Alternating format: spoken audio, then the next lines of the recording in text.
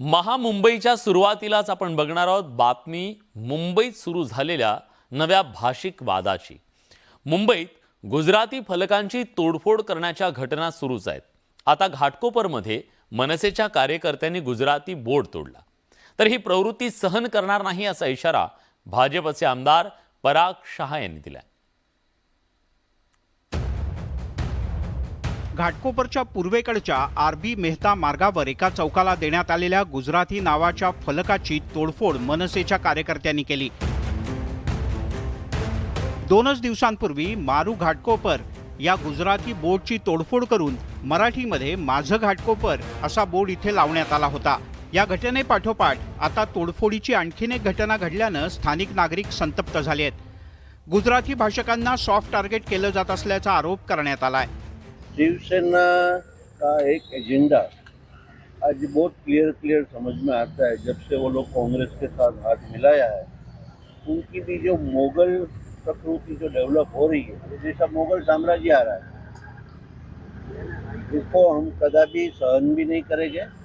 मैंने 2 दिन पहले भी बताया था कि वो उनके संस्कार के हिसाब से काम करेंगे, हम हमारे संस्कार के हिसाब से काम करेंगे। हम भारतीय हैं, आप भारतीय बनो। जनता को जो गुमराह किया जाता है राजनीति के कारण, और हिंदुओं को बांटने का कोशिश हो रही है। मैंने जो पत्र लिखा है उसके अंदर क्लियर कर रखा है कि या मुंबई शहर में घाटकोपर में विषय करके हम खेड़ी मेड़ी का वातावरण हम लोग रहते हैं। मराठी और गुजराती ने कभी गुजराती मराठी अलग अलग है ऐसा हमने कभी समझा नहीं है। आज हम तो लाइब्रेरी चलाते हैं, उसमें 90% MPSC और UPSC की एग्जाम देने वाले मराठी लोग आज वहाँ पे पढ़ रहे हैं। 80% तो हमने कहीं किधर भी मराठी गुजराती का भाव नहीं किया है। तो ये क्यों हो रहा है? जब मराठी में भी बोर्ड लिखा है, गुजराती में भी बोर्ड लिखा है, इंग्लिश में भी बोर्ड लिखा है, तो सिर्फ गुजराती का बोर्ड तोड़कर आप क्या बताना चाहते हो? ये हमारा प्रश्न।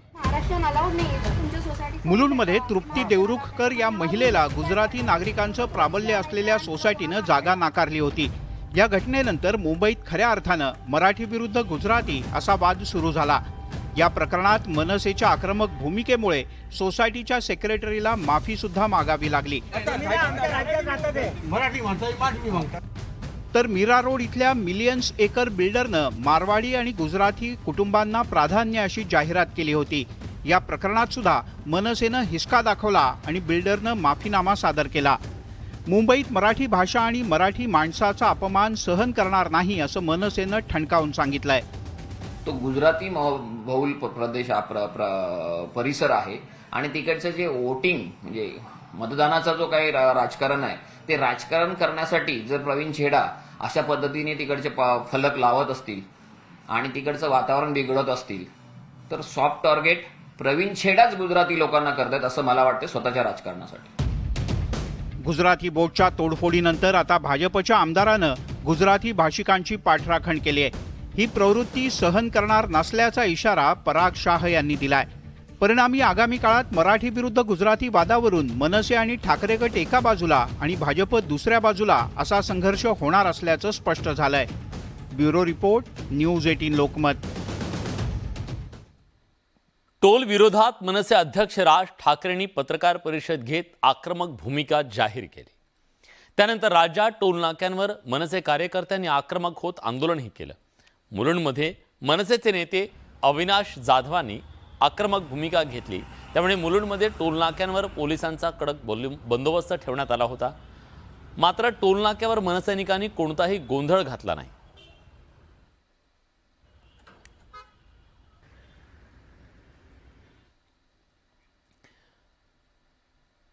दरम्यान मनसेनं जाळलेल्या मुलुंड टोलनाका प्रकरणाचं CCTV समोर आलंय।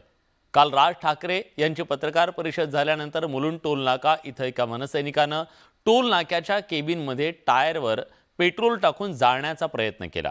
हा सगळा प्रकार तिथल्या CCTVत कैद झाला होता। त्या आधारे पोलिसांनी रोशन वाडकर या मनसैनिकाला अटक केली। मुलुंड कोर्टात हजर केल्यानंतर त्याला पोलीस कोठडी सुनावण्यात आली आहे।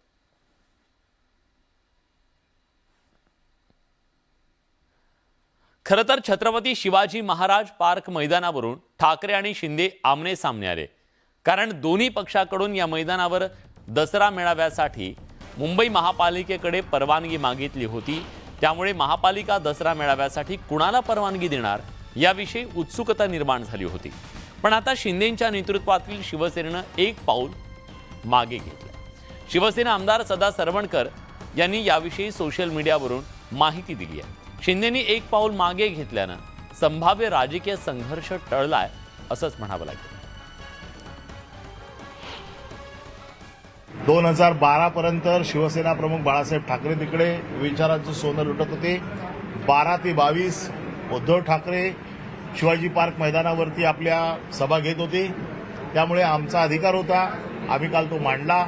सगळी कागदपत्र ताब्यात घेतली, कागदपत्रांमध्ये विसंगती आहे हे दाखवून दिलं आणि म्हणून आज मला माहित नाही त्यांनी मागे घेतला की नाही, परंतु आज आम्ही कोर्टात जायच्या तयारीत होतो. जर अर्ज मागे घेतला असेल तर चांगली गोष्ट आहे, वाट टळलेला आहे. सभा जी दसरा मेळावा आझाद मैदान आणि क्रॉस मैदान आरक्षित केलेलं आहे. त्यामुळे यावेळेचा दसरा मेळावा, कारण बीकेसीमध्ये काम सुरू असल्यामुळे बुलेट ट्रेनचं आणि इतर कामं असल्यामुळे हे मैदान आरक्षित केलेलं, तिकडे दसरा मेळावा. दसरा मेळाव्यावरून एकनाथ शिंदेंनी उद्धव ठाकरेंवर टीका केली. शिवतीर्थावर दसरा मेळाव्याच्या दिवशी काँग्रेसला डोक्यावर घेतलं जाणार असल्याची टीका त्यांनी केली.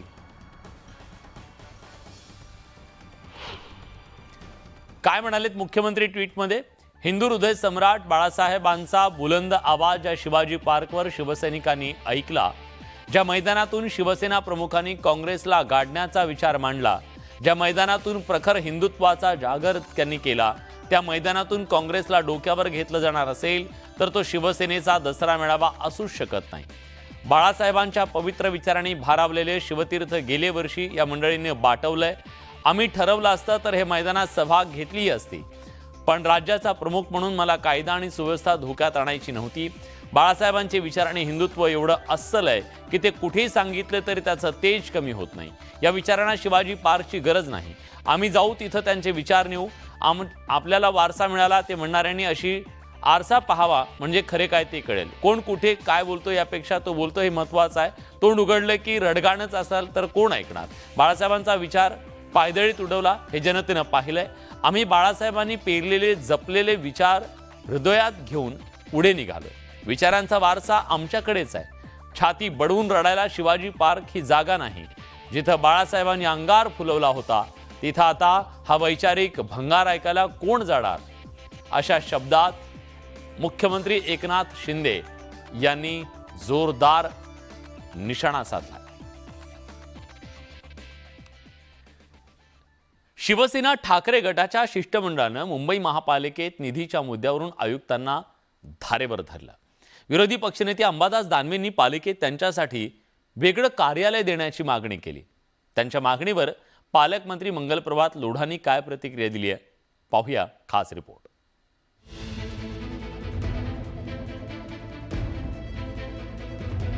मुंबई महानगरपालिकेचे आयुक्त इक्बाल सिंग चहल यांची शिवसेना ठाकरे गटाच्या शिष्टमंडळानं भेट घेतली. विकास कामांकरता निधी का दिला जात नाही असा थेट प्रश्न शिष्टमंडळानं उपस्थित केलाय. विकास कामांसाठी निधी मिळाला नाही तर आंदोलनाचा इशाराही देण्यात आला. ते पक्षपात करतायत असं सगळं दिसतंय. निधी वाटपात आमच्याकडे लोक येतील ना. आयुक्तांची भेट झाल्यावर विरोधी पक्षनेते अंबादास दानवे यांनी त्यांचा मोर्चा थेट मुंबईचे पालकमंत्री मंगलप्रभात लोढा यांच्या महापालिका कार्यालयाकडे वळवला. आमच्याकडे सामान्य नागरिक त्यांचे प्रश्न घेऊन येतात, त्यामुळे महापालिकेत कार्यालय देण्याची मागणी दानवेंनी केली आहे. पालकमंत्र्यांचं कार्यालय म्हणजे भाजपचं कार्यालय असल्याची टीकाही अंबादास दानवेंनी केली. विरोधी पक्षनेता आहे मी. आमच्या पक्षाच्या इथं नगरसेवकांची मोठी संख्या होती आणि मग जर पालकमंत्री जनतेचे प्रश्न सोडवण्यासाठी आम्ही पण जनतेचे प्रश्न सोडवण्यासाठी आम्हाला ऑफिस असावं अशी आमची मागणी. महापालिकेतील पालकमंत्र्यांच्या कार्यालयावरून आधीच वाद निर्माण झालाय. त्यात अंबादास दानवेंनी कार्यालयाची मागणी केली आहे. या सगळ्या घडामोडींवर मंगलप्रभात लोढा यांनी काय प्रतिक्रिया दिली ती आता पाहूयात. दानवे साहेब, मला निमंत्रण आहे, तुम्ही या माझ्या कार्यालयामध्ये बसा. तुम्ही ज्येष्ठ आहे, माझे ते मेन कुर्सीवर तुम्ही बसा, मी साईड कुर्सी बसू. तुम्ही पण लोकांचं ऐका. हा काय राजनीतीचा प्रश्न नाही आहे, त्याचं स्वागत आहे. कधी पण यावा, त्याने हा कार्यालयाचा उपयोग करावा. शिवसेना ठाकरे गट आणि राज्य सरकारमध्ये दररोज वेगवेगळ्या मुद्द्यांवरून चकमकी झडतायत. त्यात आता निधी वाटप आणि महापालिकेत कार्यालय याची भर पडली आहे. आता पालिका प्रशासन अंबादास दानवेंची मागणी मान्य करणार का याकडे राजकीय वर्तुळाचं लक्ष लागलंय. मुंबईहून विशाल पाटीलसह ब्युरो रिपोर्ट, न्यूज 18 लोकमत. 2015च्या दुहेरी हत्याकांडात कलाकार चिंतन उपाध्यायसह तिघांना जन्मठेपेची शिक्षा सुनावण्यात आली आहे. दिंडोशी सत्र न्यायालयानं ही शिक्षा सुनावली आहे. चिंतन उपाध्याय हा हेमा उपाध्याय यांचा पती होता. हेमा उपाध्याय आणि त्यांचे वकील हरीश भंबानी या दोघांचीही 2015मध्ये हत्या झाली होती. चिंतन उपाध्याय यांनी काही साथीदारांच्या मदतीनं ही हत्या घडवून आणली होती असं तपासातून उघड झालं. दरम्यान 12 डिसेंबर 2015 रोजी प्रख्यात कलाकार हेमा उपाध्याय आणि तिचा वकील हरीश भंबानी यांची हत्या करण्यात आली आणि त्यांचे मृतदेह पुठ्ठ्याच्या बॉक्समध्ये भरून मुंबईच्या उपनगरातल्या कांदिवली भागातल्या नाल्यात टाकण्यात आले होते. कचरा वेचणाऱ्याला मृतदेह दिसला आणि त्यानंतर या प्रकरणाची चौकशी सुरू झाली. अखेर तब्बल 8 वर्षांनंतर या प्रकरणाचा निकाल लागला. हमने सोचा था या तो उनको डेथ मिलेगा या तो लाइफ. वी एक्सपेक्टेड दिस और वो ही हुआ है. वी आर सेटिस्फाइड जो जज ने जजमेंट दी है. We are satisfied. He must have taken right decision. Since he has gone through full case, he must have taken right decision and he has taken right decision. To our satisfaction. Yes. यासोबत महामुंबई या बुलेटिनमध्ये एक छोटासा break घेतोय. लगेच परत येतोय. कुठे जाऊ नका, पहा फक्त न्यूज 18 लोकमत.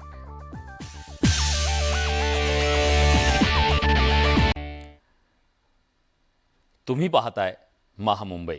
विरारमधून एक मन हेलावून टाकणारी, सुन्न करणारी बातमी समोर आली आहे.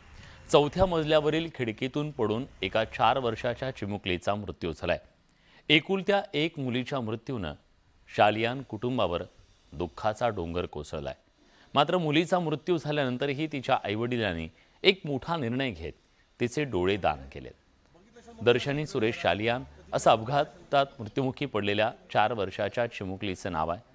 विरार पश्चिमेच्या बचराज या 19 मजल्याच्या हाय प्रोफाईल इमारतीत ही घटना घडली. दरम्यान बेडरूमच्या खिडकीला सुरक्षा ग्रिल बसवण्यात न आल्यानं ही दुर्दैवी घटना घडली.